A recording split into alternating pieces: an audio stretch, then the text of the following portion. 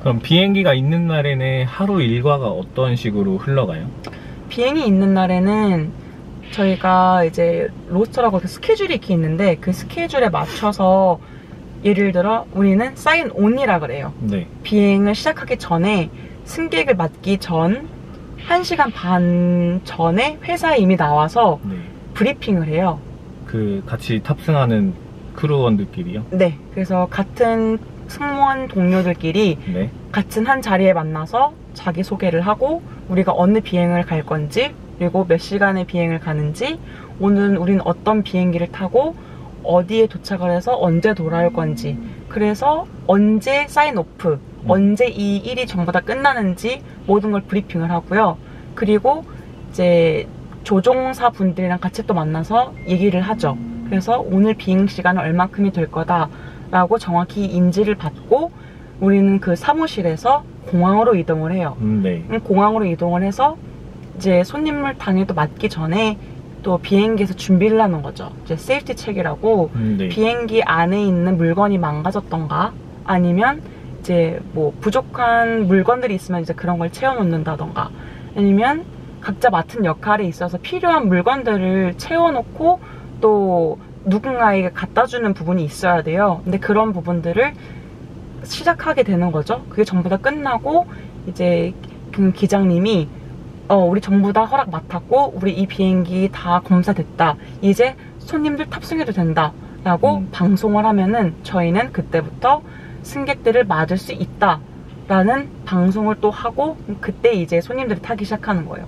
손님들을 타면은 또 손님들 타가지고 또 이것저것 해주고 그러면 이제 비행기가 문 닫고 이륙하고 서비스 나가고 이제 그것도 또 비행 시간마다 다르겠지만은 네. 저희는 보통 한 번에서 두 번의 음식 판매가 있어요. 그런 걸 판매를 하면은 또 면세품의 판매가 있을 거고 그러고 나면은 이제 내려갈 준비를 하겠죠. 그러면은 또 내려갈 때만큼의 서로의 저희 준비하는 시간이 있어요. 네. 그것도 기장님이 방송을 해주세요. 우리는 언제 어딜 나가고 있으면 얼만큼이 걸려서 여기에 도착을 할 거다. 그리고 우리는 지금 이제 착륙을 준비해야 되기 때문에 지금부터 승무원들은 착륙 준비를 시작해 라고 하면은 저희는 또 한 번의 방송을 하면서 착륙 준비를 해요. 많이 들었다시피 네. 창문 열어주시고 좌석 정리해주시고 벨트 매주시고 짐은 안으로 넣어주세요. 이런 식으로 전부 다 돌아다니면서 이제 승객들 하나하나 체크를 하겠죠.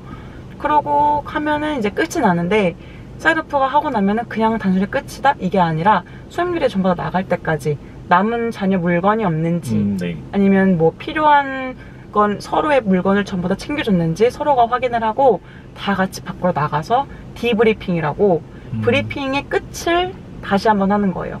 오늘 어떤 승객이 있었는지 혹시 불평은 있지 않았는지 어떤 분들이 칭찬을 해줬는지 혹시 손님 중에 아픈 부분이 있어서 그 아픈 분들은 우리가 어떠한 약을 어떻게 줬는지 왜냐면 기본적인 비상 구급약은 저희가 갖고 있어요.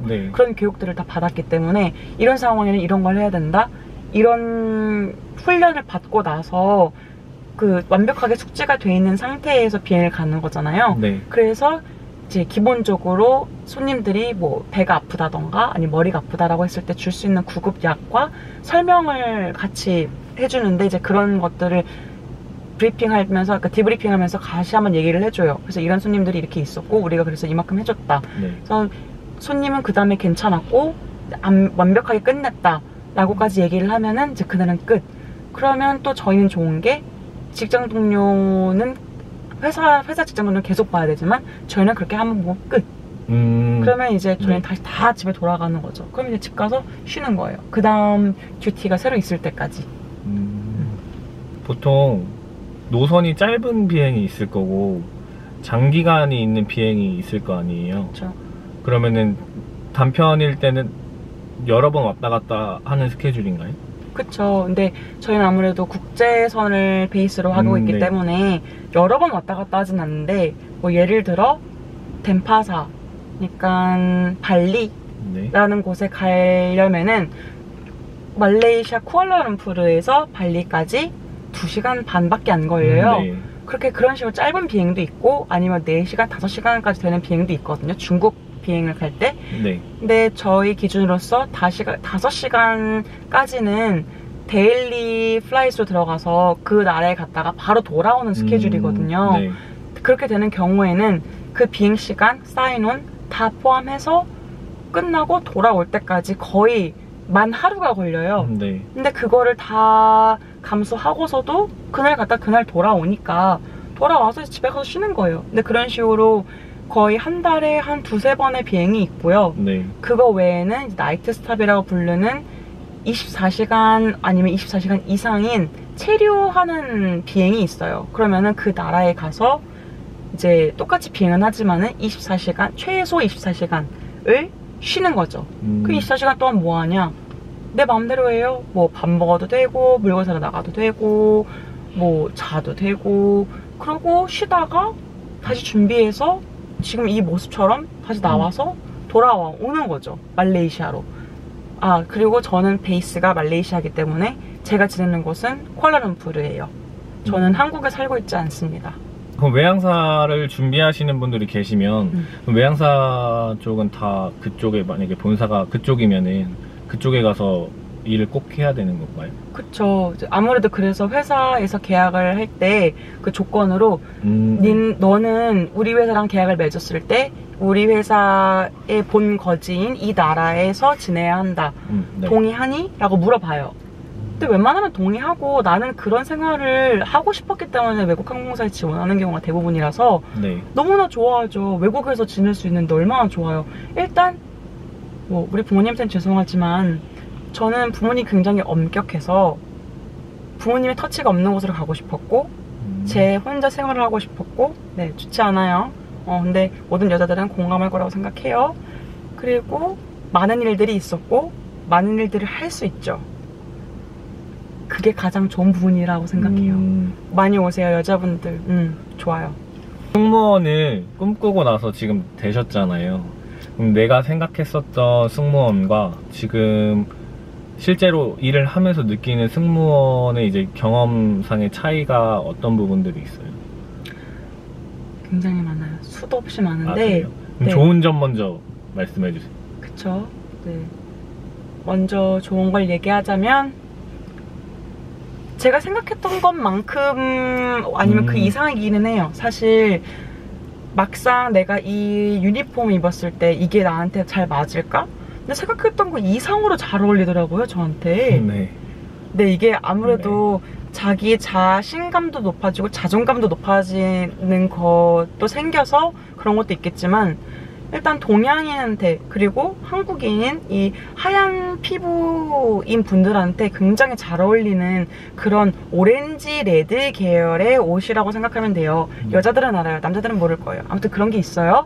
그래서 그런 게 너무 마음에 들어서 제가 더 저 스스로를 꾸미는 거에 더 좋아지고 더 매력이 있다고 생각을 하게 되고 더 으쓱으쓱해요. 사실 이런 옷 입고 왔다 갔다 하면은 아무래도 밝은 색깔 때문에 뭐 일단 뭐 제 외모도 한몫하겠지만 그런 걸로 많이들 봐요. 근데 그러면은 기분 되게 좋죠. 이제 나를 봐주고 아직 내가 죽지 않았구나. 약간 그런 마음도 가질 수 있으니까 이제 그게 가장 크게 좋은 부분이고 그렇기 때문에 이 유니폼이 굉장히 사실 타이트해요. 들어갈 때 들어가고 나올 때 나와야 되는 옷이라서 나의 몸매를 유지하는 수단으로서도 굉장히 좋은 부분을 차지를 해요. 그래서 건강도 유지할 수 있고요. 그리고 항상 어린 친구들과 같이 비행을 하기 때문에 항상 젊은 것 같아요. 이게 아무래도 동료의 부분도 가장 클 거고 왜냐면 우리는 또 스트레스도 많이 안 받고 단순한 직업이다 보기 때문에 그렇게 그러니까 나이를 빨리 먹는 분들을 많이 못 봤어요. 되게 천천히 이쁘고 자연스럽게 나이가 들더라고요. 근데 그런 부분을 봤을 때 저도 그렇게 될 것 같고 그래서 굉장히 어떻게 한편으로는 그게 이미 예상이 돼서 너무 그렇게 좋기도 하고요. 그게 가장 큰 것 같아요. 좋은 점은. 나쁜 점은요?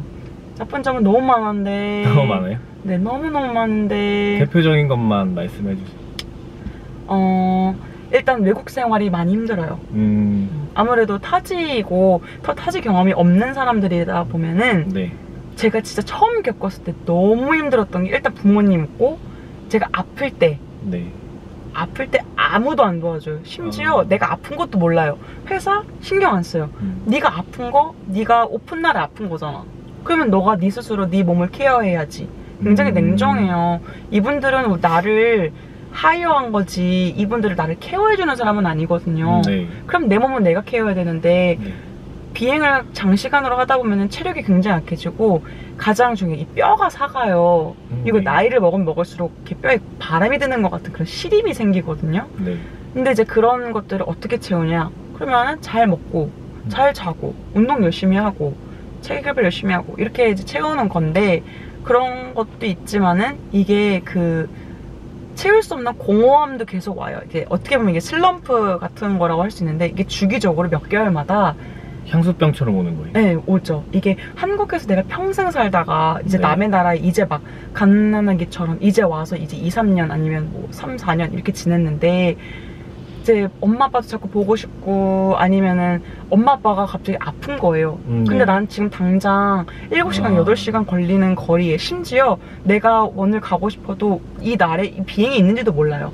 비행 가고 싶어도 그 날짜에 그 비행이 없다면은 우리 엄마 아빠가 아프다는데 병원 실려갔다는데 못 가는 거예요. 전전긍긍하는 거예요.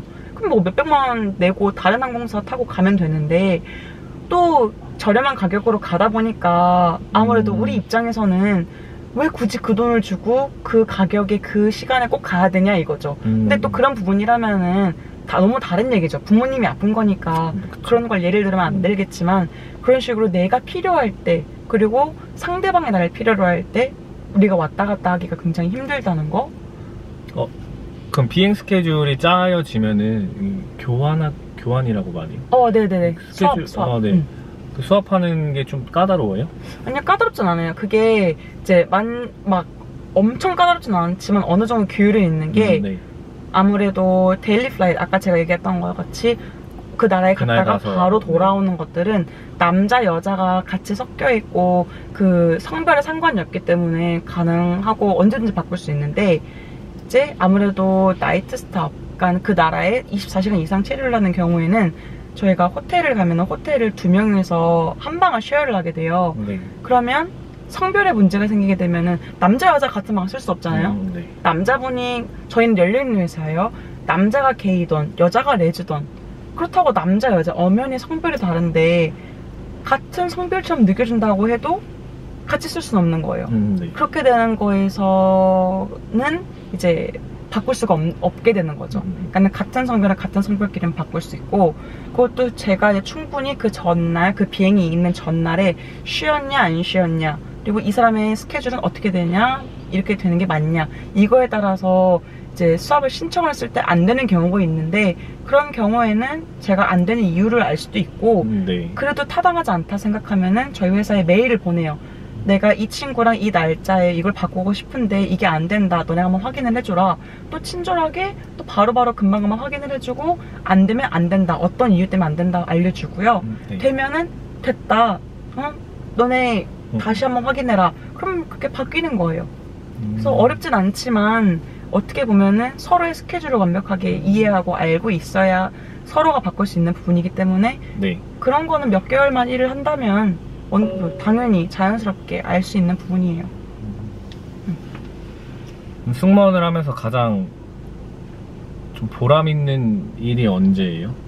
가장 보람 있던 거는 제가 우러나오는, 도와주고 싶어 하는 마음, 그런 게 저절로 들 때가 있어요. 손님들한테. 예를 들어 막 안 그래도 되고 그분들은 이미 돈을 내고 이 비행기에 탄 거지만 너무 죄송하게 막 와서 막 물어볼까 말까 막 우물쭈물 하시는 분들도 있어요. 일단 처음일 수도 있고, 아니면 이제 많은 경험이 있지 않아서 이제 무서워서 못 물어보는 경우도 있는데, 그것도 굉장히 조심스럽게 물어봐요. 진짜 죄송한데 이런 게 혹시 있을까요? 그 되게 네. 조심스럽게 물어보면은 너무 막 도와주고 싶은 거예요.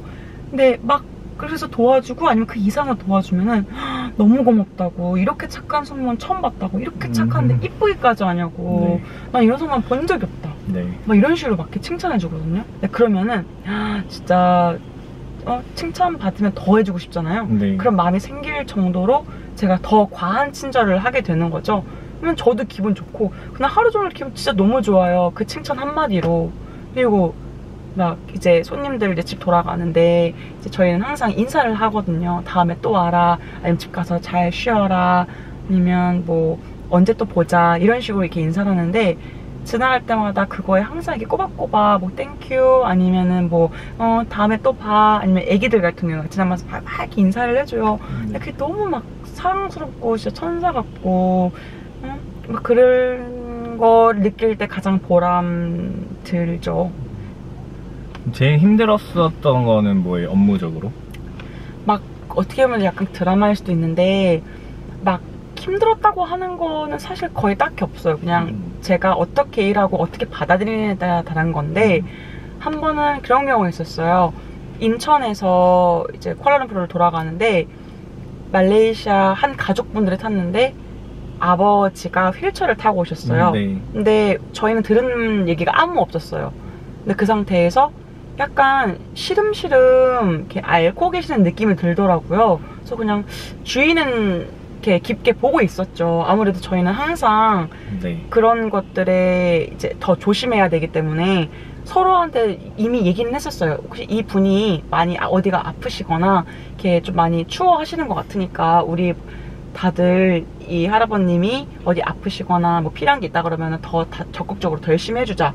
알겠다. 서로 얘기를 해놨죠. 그분이 어느 좌석에 앉는지까지도 다 파악을 해놨었어요. 근데 비행하는 중간에 네. 밤에 네. 그 가족분들 몇 분이 울면서 저희한테 오더라고요. 제가 바로 그 옆에 있었거든요. 네. 근데 울면서 붙잡더니 우리 아버지 좀 살려달라고. 네. 아버지가 눈을 안 뜨신대요. 너무 놀랐어요. 우리가 이미 훈련은 다 받았는데 그때부터 머리가 하얘지면서 이거 어떻게 해야 되지? 그래서 일단 우리가 몸에 이미 익숙하게 훈련을 다 받아온 상태이기 때문에 내 머리는 너무 멍한데 내 몸은 이미 하고 있는 거예요. 내가 네. 뭘 해야 될지는 다 보여요. 그래서 뭐 비상 구급약 갖고 오고, 그다음에 뭐 사무장님, 부사부장님 불러오고, 기장님한테 연락하고, 그다음에 바닥에 바로 담요를 깔고 손님을 눕혔죠. 근데 왠지 느낌이 더 많은 일들을 해야 될 것 같더라고요. 그래서 바로 시작했던 게 CPR. CPR은 이제 심장을 저희가 강제로 뛰게 하는 방법인 거예요. 네. 그래서 그거를 시작을 한다는 의미는 이제 손님이 많이 아팠던 거예요. 그래서 그걸 하는데 저도 그걸 했었거든요. 근데 왜냐면 그 비행기에는 남자분 크루들이 되게 많았어가지고 남자분들만 해도 충분히 가능한 상황이었는데 네. 저는 그 또 바로 옆에 있었고 이게 정말 온몸에 힘을 다 주고 해야 하는 응급 상황, 긴급 처치이기 때문에 네. 진짜 많이 힘들어요. 근데 그거를 남자분들이 하다가 너무 힘들어하는 게 보여서 제가 그냥 하겠다 그랬어요. 남자분들 하지 말라고 했는데도 제가 한다 그랬어요. 저 똑같이 교육 받았고 여자라는 이유로 넌 안 해도 돼? 이건 아니거든요. 우린 남녀 평등하고 편견 없어요. 그래서 제가 하겠다고 했죠. 그래서 제가 바로 그냥 앉아서 그 심장 그걸 하고 있었는데 이미 한 번 제가 툭 눌렀는데 늑골이 나가 있고 사람이 비정상적으로 배가 부풀어 있는 게 느껴졌거든요. 네. 근데 그 당시에 소름이 쫙 끼치면서 안 좋은 생각이 들었어요.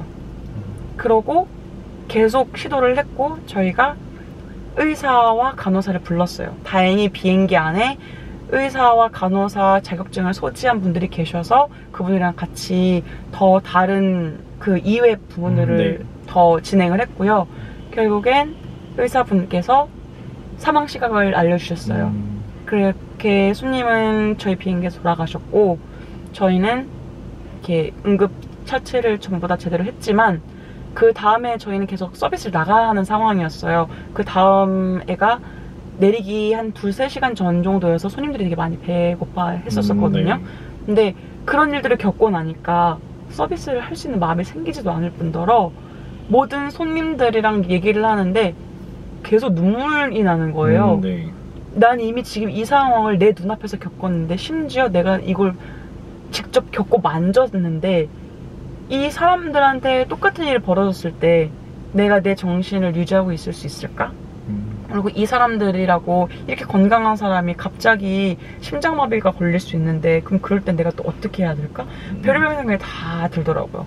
그렇게 며칠을 잠도 제대로 못 자고 먹지도 못했던 것 같아요. 그러고 나니까 제가 이 일을 계속 할 수 있을지도 고민됐었고, 사실 누군가를 살리는 직업이기도 하면서도 누군가를 죽일 수도 있는 직업이겠구나. 우리가 의사랑 다름이 없구나. 우리는 메스만 안 잡았지 똑같이 생명과 안전을 담당하는 요원이에요. 그냥 겉으로 보여주는 이미지에서 아, 이쁘다, 잘생겼다, 뭐 누가 좋다 이런 게 아니었다는 걸 그때 좀 처음 굉장히 강하게 깨달았어요. 그게 안 좋았던 것 같아요. 그 기억이, 그런 기억들이 너무 오래 남아요. 그럼 뭐 사건, 사고를 겪으면은 좀 그게 후유증이 크겠네요. 크죠. 근데 그것도 뭐 사람의 성격마다 다르겠지만 본인이 직접 만지고 느꼈다는 것 때문에 더 오래 남는 것도 있고, 이렇게 왜냐면 그 전까지 저희가 그 가족분들이랑 되게 얘기를 잘 하고 있었거든요. 근데 갑자기 이제 그 할아버님의 상태가 좋아지지 그러니까 안 좋은 상태로 바뀌고 있는 상태였던 거예요. 그래서 방금 우리 되게 말 재밌게 하고 있었는데 사망 시각을 알려준 게 불과 한두 시간 뒤의 일인 거예요. 그니까는 그게 너무 그 한순간에 바뀌는 걸 보고 거기서 오는 거에 괴리감? 그것 때문에 더 힘들고 앞으로도 한두 번이 아닐 수도 있겠다, 이런 마음을 가지고 내가 이 비행에 집중할 수 있을까? 라는 생각을 가지게 되면서부터 다시 한번 슬럼프가 오게 됐던 것 같아요.